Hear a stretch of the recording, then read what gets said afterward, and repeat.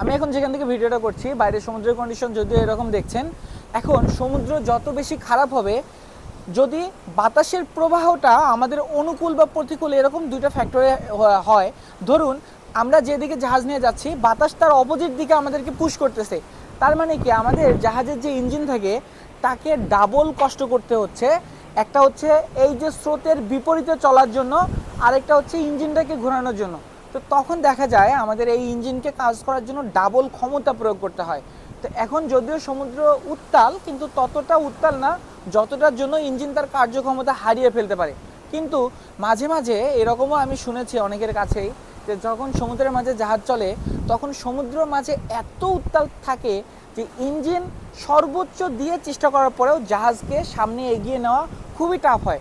তার কারণ এখানে দেখেন পানির ফ্লোটা আপনি যদি খেয়াল করেন তাহলে আপনি বুঝতে পারছেন, এই যে এটাকে যদিও শান্ত মনে হচ্ছে, ও একটু দেখেন আমরা এই যে স্রোতকে ভেঙে এভাবে যে জাহাজ নিয়ে চলছি, যত দূরে আপনার চোখ যাবে এভাবে স্রোতটা এভাবেই চলছে।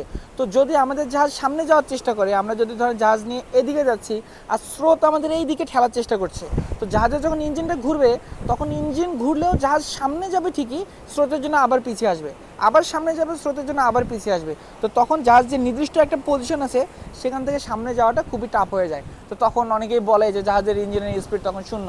তো ভিডিওটি কেমন লাগলো অবশ্যই কমেন্টে জানিয়ে দেবেন। ধন্যবাদ এতক্ষণ ভিডিওটি দেখার জন্য। আসসালামু আলাইকুম।